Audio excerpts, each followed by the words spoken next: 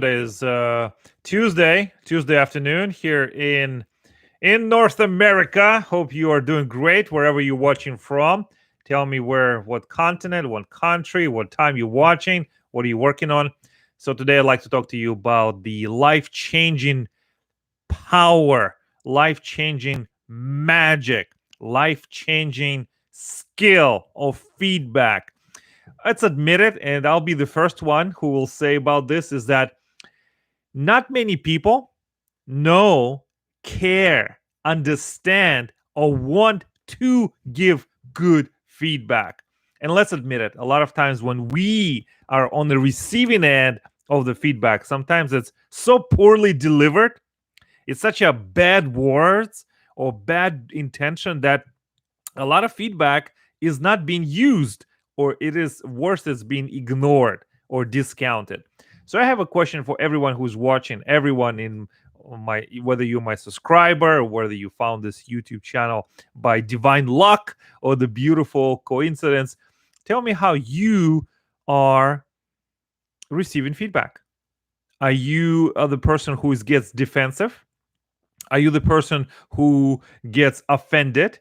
Or you just don't know where to start with feedback, and you may turn people off, or maybe you will offend them, or they get offended, you get offended, and the whole thing just collapses. So I would like to encourage you now to invest into understanding how feedback is best delivered and received. I want to take you back just a few years. Well, actually, it's a couple decades. My very first job out of college was inside a big financial institution. And my responsibility and role within the bank was to be part of a call center team. So for the first 6 months, I worked my hiney off. I worked so hard, trying to be the best I can be. And when 6 months came around, and my very first manager, her name is Deb. I'm not going to tell you Deborah, her last name, but she said, so they measured us on Matrix, how we were performing in our job. And at the very end of this page of this evaluation form, Deb said, Mark, you need to be more vocal in the meetings or in the way that you share an opinion. I'm thinking to myself, what the heck does this mean? I'm on the phone all day long, taking phone calls from irate customers, happy customers, all in between their mental states. And you want me to be more vocal during the meetings? Is that what you're saying? Of course, I never said it like that. I thought it. But the reality was, and then Deb left, and then I got transferred to another department, and another manager came, and I was being promoted and going to another department once again, and another manager came. What was the most interesting thing is that line in my evaluation form, in my file, my personnel file, and my employee HR file, is that this line, Mark needs to be more vocal during the meetings. It never changed. I changed 3 or 4 managers. I got promoted 3 times to a different department, different section, completely different role. But that line, Mark needs to be more vocal in the group meetings. It never changed. So that brings me to this question: why do people don't care enough to tell you what they really think? Or why do they have to rely on somebody else's feedback and not have original creative thoughts how their feedback can help you? Are people afraid of offending people? Are people afraid of saying the wrong thing? I certainly sometimes have those apprehensible feelings, but how do you provide feedback that people will listen? They will not get offended, but they will listen to exactly what you have to say. So, and I think it first starts with caring. Are you a caring person? Do you care about the success of the person you're working with, or your employees, or your team members, or you don't care? And that's number one. First, you have to care. Number two, you have to create your words, create your feedback in a way that is not insulting, that is inspiring. So instead of telling people everything they did bad, aspire to inspire them to grow to the next level of their skill. Anyone can criticize, anyone can condemn, anyone can complain. Only few can care enough to create feedback that is uplifting, that is inspiring, and will move others to change. 2 years ago, I went to a seminar by a business teacher. His name is J.T. Fox. He travels all over the world. He has students and clients and offices. And what I like about living in Central Florida and in this region is that it attracts the top speakers from the global stage. They come here and they want to tell you their best strategies, their best techniques. So if you're a speaker or a coach, living in Orlando area, Tampa area, between Orlando and Tampa is the best place. You can ask to live in a better place because everyone comes to you. So JT Fox, during his all-day seminar, starts from 9 to 5 and then lunch break in the middle.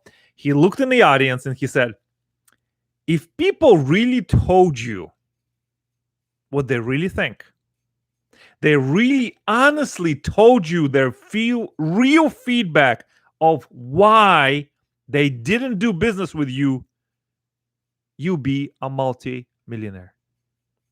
If people could told you why they chose not to work with you, is that your shoes? Is that your hair? Is that your jacket? Is that the way you said something? If they were really honest and told you why and stop hiding and deliver it in a way that you get it, you will become a multi-millionaire, maybe billionaire even. So giving feedback, receiving feedback is the skill that you must work on every single day. You can care enough. So instead of putting that in the bottom, so Mark needs to be more vocal in the meetings, you can really listen, observe, and draw and inspire feedback that will help others. Not put them in the same position, but actually help them now. A lot of times when I receive feedback, or some of the people I work with, there's this question of this very pesky, this very annoying habit. Perhaps you know what I'm talking about. It's the question of ego. When somebody tells you something and they say they don't like it, or they didn't understand it, or it was too much, or it's not for them, initial reaction, I don't care who you are, a lot of times it's the insult, it's the threat, it's the injury to your ego. So I'm going to ask you to put your ego aside and work on your excellence. It is not to be so perhaps in a day when somebody gives you the feedback, it's hurtful, it's painful. Nobody likes rejection or criticism. But learn to compartmentalize, to put it aside and say, thank you for sharing. Thank you for this feedback, because you can use this feedback right now as a gift and a tool to grow yourself and your business. Don't run away from feedback. Embrace it. Good, bad, poorly delivered. You are not in a mood. You may not even know what to do with it yet. Ask for feedback and look not at individual occurrences, but look for patterns. Recognize patterns in a feedback that you receive. Constantly ask for feedback. Constantly look for patterns. Develop a thicker skin so you won't be offended, insulted, or depressed, but crave feedback. Distill your analysis and grow, because there's no greater gift than feedback you receive from somebody else. If you're watching this on YouTube, you know I have some of the videos, and they're not that good. They're stinkers. But we keep going, right? So I also am a guest on many other shows. I have TEDx, and I do Facebook, YouTube Live, and prepared videos. And sometimes when I read feedback on YouTube, it is insulting. It is not life affirming. It is depressing. That feedback is the one you want to avoid in receiving and also in giving. Some of the feedback I receive on YouTube is, what's the point of this channel? Or this video is pointless, or this is empty. Of course it hurts. It hurts. It is part of you, part of your extension. So this is a feedback. Don't engage in this feedback. Offer something of value, something that a person can understand, not be offended, but actually take as a gift from you to them. So final thoughts: don't insult, inspire. Put your ego aside and focus on your excellence. Let me know what you think about this video in the chat. I take all of your feedback because I understand this is a landscape that we are playing with and working with, so I accept all of it. Thank you so much for joining me today. Thank you so much for giving me part of your life, your time, your energy, and your attention. There's no bigger compliment that we can give to another than the part of ourselves, and especially our attention. Love that you spent some time with me here. Let me know the love by sharing this episode, leaving a comment, and also let me know how you overcame challenges in your life where you overcame negative feedback, turned into positive, and grew out of it. Thank you, everyone. I will see you next time, and thanks again.